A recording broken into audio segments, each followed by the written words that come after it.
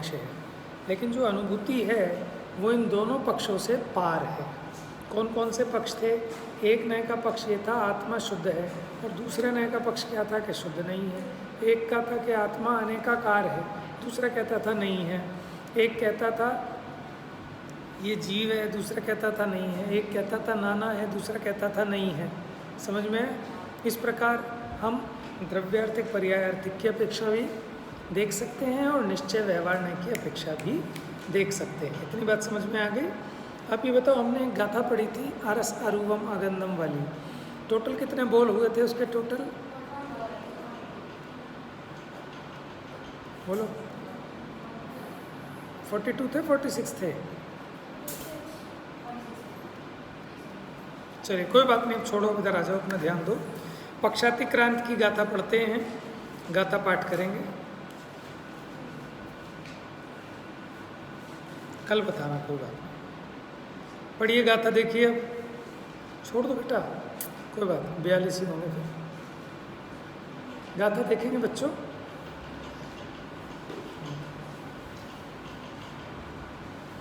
दोण्ण विनयाण भणिदम, दोण्ण विनयाण भणिदम,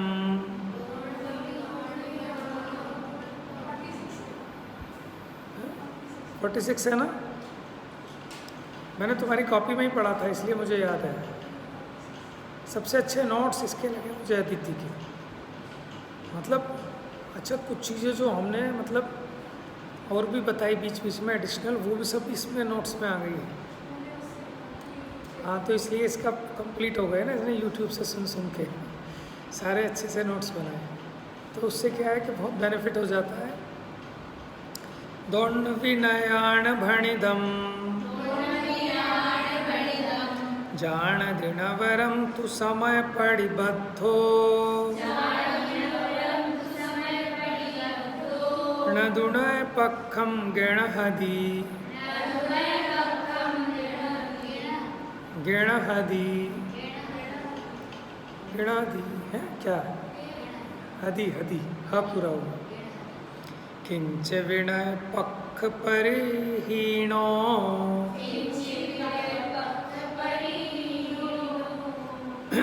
नय द्वय कथन जाने ही केवल, समय में प्रतिबद्ध जो,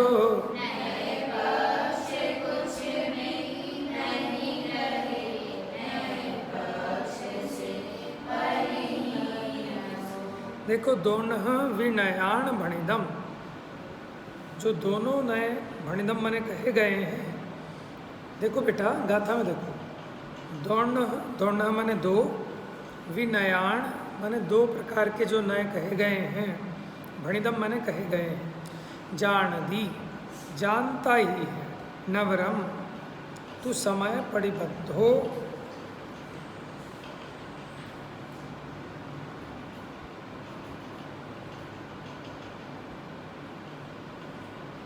नवरम का अर्थ मेरे ख्याल से वो होगा मात्र, कि मात्र जानता ही है। कौन? समय पड़िबद्ध हो। समय पड़िबद्ध हो माने जो समय से प्रतिबद्ध है, माने जो अपने चित्त स्वरूप का आत्मानुभव करता है, वो इन दो नयों के पक्ष को जानता ही है। नदु नय पक्षम गृणहदि किंचवि, लेकिन इन दोनों नयों के पक्ष को किंचित भी ग्रहण नहीं करता। नय पक्ष परिहीणो,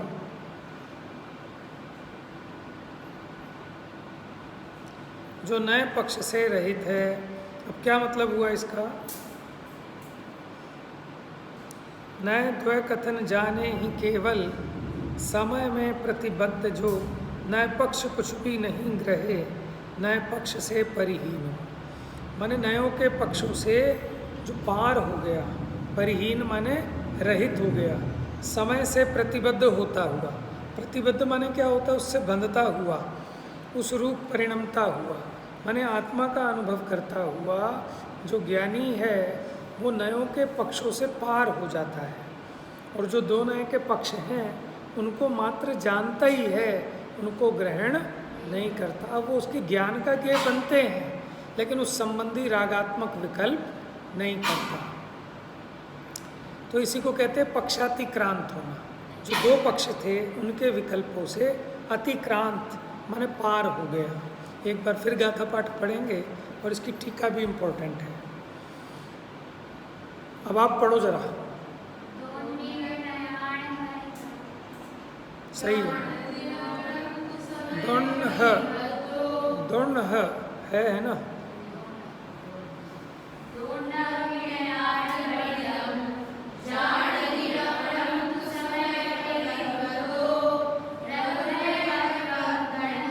गिणहदि किंचवी किंचीवी नैपक्ष परिहीणो।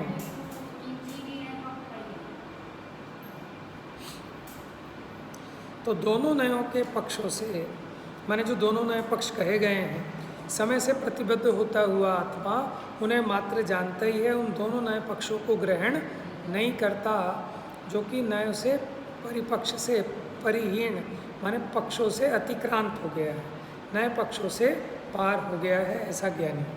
अब देखो यहाँ कैसे आत्मानुभूति होती है, कैसे पक्षातिक्रांत हुआ जाता है, उसकी टीका मोस्ट इम्पोर्टेंट है।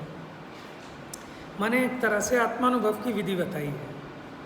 जैसे केवली भगवान, एक एक पॉइंट ध्यान से देखना बेटा, उंगली रखो अपनी छोटे बच्चों।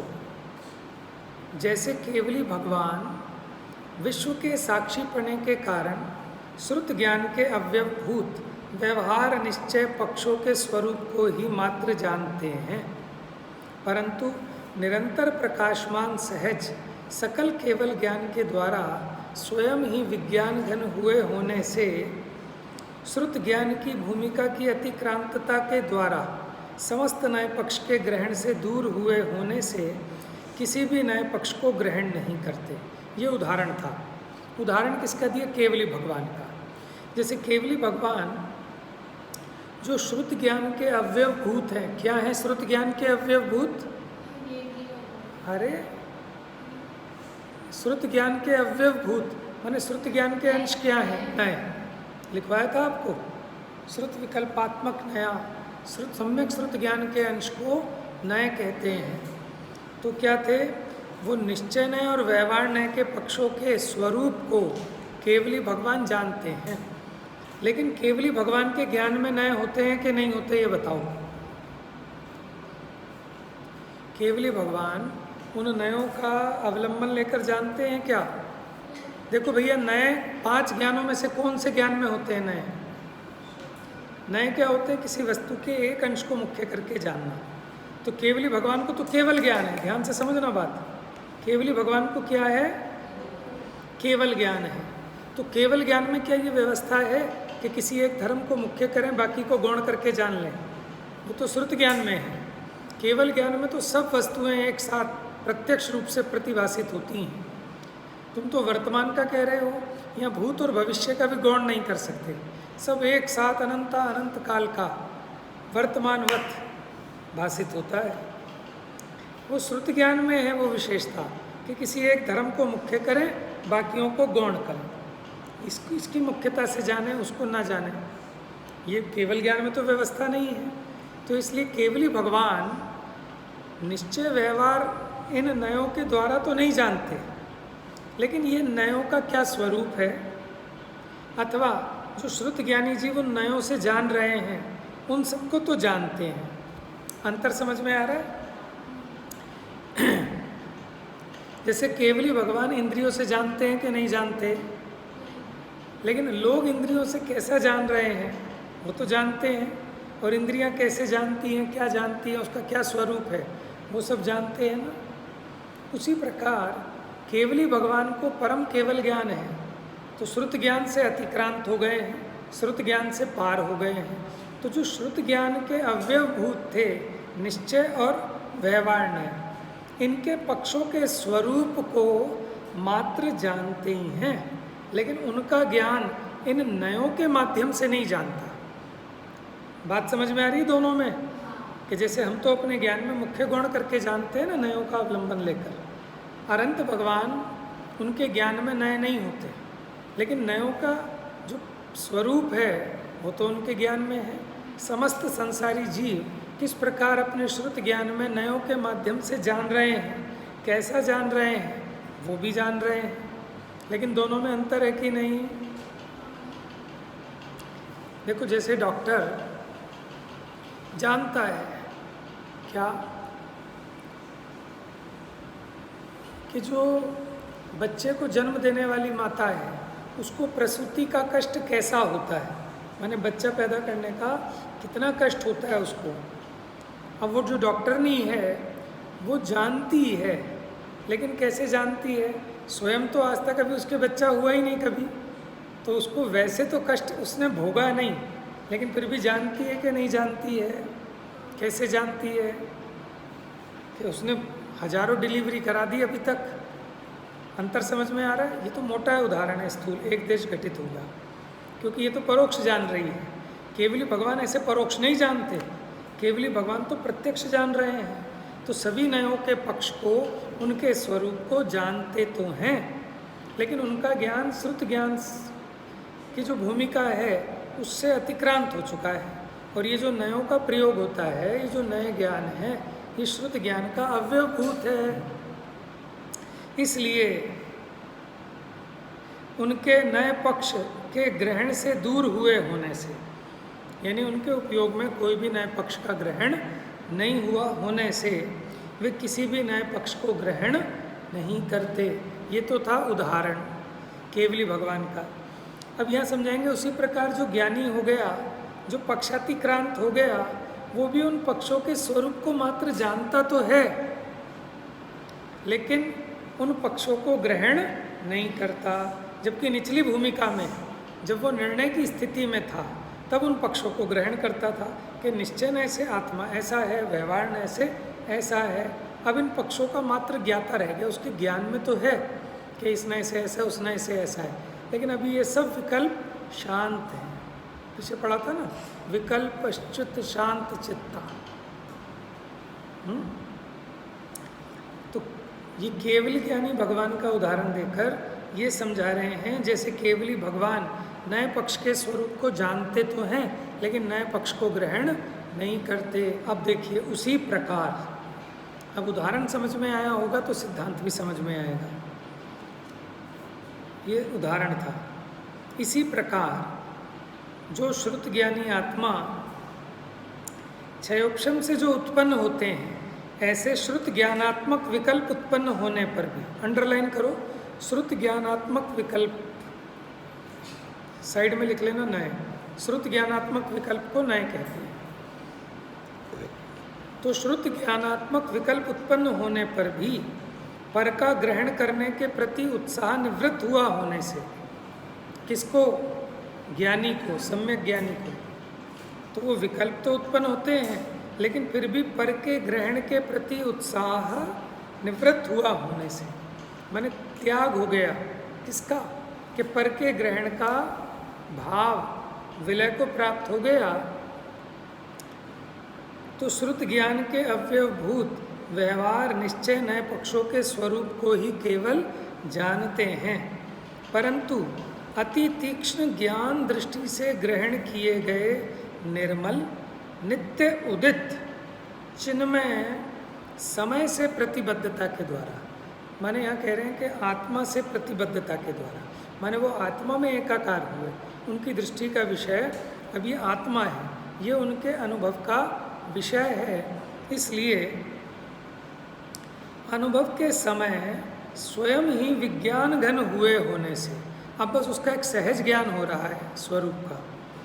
श्रुत ज्ञानात्मक समस्त अंतर्जल्प रूप तथा बहिर्जल्प रूप विकल्पों की भूमिका की अतिक्रांतता के द्वारा समस्त नए पक्ष के ग्रहण से दूर हुए होने से किसी भी नए पक्ष को ग्रहण नहीं करता। ना तो बाहर संबंधी विकल्प है और न भीतर में विचार वगैरह संबंधी विकल्प है। तो अंतर्जल्प और बहिर्जल्प इनकी भूमिका से पार हो गए, अतिक्रांत माने पार हो गए। तो समस्त नए पक्ष के ग्रहण से दूर हुए होने से किसी भी नए पक्ष को ग्रहण नहीं करता। वह आत्मा वास्तव में समस्त विकल्पों से अति पर। जैसे कोई कहे भाई साहब खीर मीठी है, चुप रहो, पता है, लेकिन विकल्प नहीं करना ना उसका, क्योंकि मैंने इसमें इलायची भी डाली है। क्यों? कि वो एक विकल्प खड़ा करने पर वो आनंद का घात होता है। बात समझ में आ रही? इसका मतलब है जान, हमें पता है। अभी जैसे मान लो हम शुद्ध नय की मुख्यता से बात कर रहे हैं और आप व्यवहार की बात बीच में उठाओ तो हम कहेंगे चुप, पता है, लेकिन अभी उसका विकल्प नहीं करना अपने को। तो इसका मतलब ये है कि उनके ज्ञान में है तो कि इस पक्ष की अपेक्षा ऐसा है, वस्तु का स्वरूप इस पक्ष की अपेक्षा ऐसा है, लेकिन अब इन पक्षों को उन्होंने गौण कर दिया, शांत कर दिया, तभी तो निर्विकल्प आत्मानुभूति की उपलब्धि हुई। माने जो बाहर के विकल्प हैं वो तो आत्मानुभूति में बाधक हैं ही, लेकिन अंदर के जो विकल्प हैं, मैं शुद्ध हूँ, मैं बुद्ध हूँ, मैं ज्ञान का समुद्र हूँ, मैं चैतन्य की खान हूँ, ऐसा जो विकल्प चल रहा है तब तक अनुभूति नहीं है, और जब अनुभूति है तब ऐसा विकल्प नहीं है। बात समझ में आ गई? जानते तो हैं, लेकिन उस संबंधी विकल्प विलय को प्राप्त हो जाता है। इसका नाम है पक्षातिक्रांत होना। तो समस्त विकल्पों से अति पर परमात्मा, ज्ञानात्मा, प्रत्यक्ष ज्योति, आत्मख्याति रूप विशेषण देख लो। अनुभूति मात्र समय सार है। कौन? ऐसा वो आत्मा जो नए पक्षों से अतिक्रांत हो गया, निर्विकल्प आत्मानुभव की दशा में है, उसी को यहाँ आत्मख्याति रूप कहा। अनुभूति मात्र समय सार कहा। तो यहाँ समय सार को क्या कहा? अनुभूति मात्र आत्मा वो समय सार है। ठीक है, इस गाथा में वही बात थी कि पक्षातिक्रांत का स्वरूप क्या है और पक्षातिक्रांत कैसे हुआ जाता है। अब 144 अंतिम गाथा है, अब जिसमें बताएंगे कि किस प्रकार मति ज्ञान की बुद्धियों को मर्यादा में लाकर और श्रुत ज्ञान की बुद्धियों को भी मर्यादा में लाकर कैसे आत्मानुभव होता है। जैसे बच्चे होते थे ना, वो कांच लेते थे चश्मे का, और ये जो सारी फैल रही हैं सूर्य की किरणें, उनको केंद्रित करते थे, और फिर कागज़ भी जल जाता था माचिस की तीली पे। करा आपने कभी? चश्मे का जो लेंस होता है उसको धूप में लेकर, हम तो बहुत करते थे, ऐसे हाथ है, हाथ पे किया तो हाथ जल जाता था एकदम। क्यों? कि पहले वो प्रकाश हाथ नहीं जला रहा था, क्योंकि वो फैल रहा था। अब हमने उसको एकाग्र किया, ठीक है, कंसंट्रेट किया एक तरफ। जब वो सारा आया मर्यादित होकर, तो एकदम से यहाँ आग लग जाती है। देखो अब 143 की टीका पूरी हो गई। भावार्थ बस 1 मिनट का है। जैसे केवली भगवान सदा नए पक्ष के स्वरूप के साक्षी हैं, मिल गया, उसी प्रकार श्रुत ज्ञानी भी जब समस्त नए पक्षों से रहित होकर शुद्ध चैतन्य मात्र भाव का अनुभव करते हैं, तब वे नए पक्ष के स्वरूप के ज्ञाता ही हैं। यदि एक नए का सर्वथा पक्ष ग्रहण किया जाए तो मिथ्यात्व के साथ मिला हुआ राग होता है। माने अगर एकांत पक्ष को ग्रहण किया जाए, किसी भी नए के पक्ष को सर्वथा ग्रहण करें, तो वो जो राग है वो मिथ्यात्व सहित वाला राग है। और प्रयोजनवश एक नए को प्रधान करके उसका ग्रहण करे तो मिथ्यात्व तो नहीं है, मिथ्यात्व के अतिरिक्त मात्र चारित्र मोह का राग रहता है। और जब नए पक्ष को छोड़कर वस्तु स्वरूप को मात्र जानते ही हैं, तब उस समय श्रुत ज्ञानी भी केवली की भांति वीतराग जैसे ही होते हैं, ऐसा जानना। 3 सिचुएशन बताई हैं इसमें। एक तो माने सम्यक ज्ञानी के नए पक्ष, एक मिथ्या ज्ञानी के नए पक्ष, और एक नए पक्षातिक्रांत। समझ में आ गया? जो एक पक्ष का सर्वथा एकांत करता है वो तो मिथ्या दृष्टि है, उसका जो राग है वो तो मिथ्यात्व के साथ वाला राग है। लेकिन सम्यक दृष्टि जो एक पक्ष को मुख्य दूसरे को गौण करता है, उसका जो राग है वो चारित्र मोह संबंधी है, मिथ्यात्व तो नहीं है उसको, क्योंकि एकांत नहीं कर रहा। और अब जो पक्षातिक्रांत हो गया वो वीतरागी भगवान जैसा वीतराग हो गया है। अब उसे किसी भी नए का पक्ष नहीं है, आत्मानुभूति संपन्न है। पूछो बेटा, जाओ जल्दी। हाँ,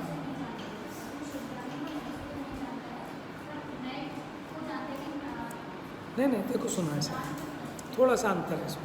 जो श्रुत ज्ञानी है उसके ज्ञान में नए तो हैं, लेकिन अब उस नयों का विकल्प नहीं है। पहले जैसे विकल्प कर करके जानता था ना कि निश्चय नए से मैं शुद्ध बुद्ध हूँ, व्यवहार नए से मैं अशुद्ध हूँ, ऐसे जो रागात्मक विकल्प होते थे, वो चारित्र मोह संबंधी विकल्प होते थे, अब वो विकल्प नहीं होते। तो यानी आत्मानुभूति की दशा की बात है। ये जानता तो है अपने ज्ञान से, लेकिन अनुभूति के काल में वो विकल्प नहीं होते, बस इस अपेक्षा का है।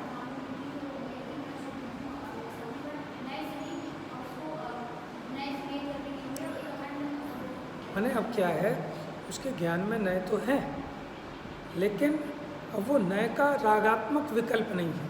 माने बस इतना अंतर है थोड़ा सा कि उसके ज्ञान में नए तो हैं, नयों का प्रयोग भी है, लेकिन यहाँ जिन नयों को कह रहे हैं कि नयातीत हो गया, वो नए संबंधी जो विकल्प होते थे कि मैं ऐसा, जैसे कोई बच्चे ने नई यूनिफॉर्म पहनी, अब उसको एक विकल्प रहता है ना कि मैंने नई यूनिफॉर्म पहनी, मैंने नई यूनिफॉर्म पहनी, मैंने नई यूनिफॉर्म पहनी है। ये जो विकल्प है, ये विकल्प घातक है। अब इस विकल्प का शमन हो गया, उनको पता तो है कि मैंने नई यूनिफॉर्म पहनी है, लेकिन इसका विकल्प नहीं है, रागात्मक विकल्प नहीं है। उस संबंधी जो खेद होता था, जो इच्छा होती थी, जो राग उत्पन्न होता था, अब वो नहीं है। ठीक है ना, चलिए एक ही इसलिए, बाकी में तो था ही नहीं ऐसा कुछ खास समझने का। जा वाणी के ज्ञान से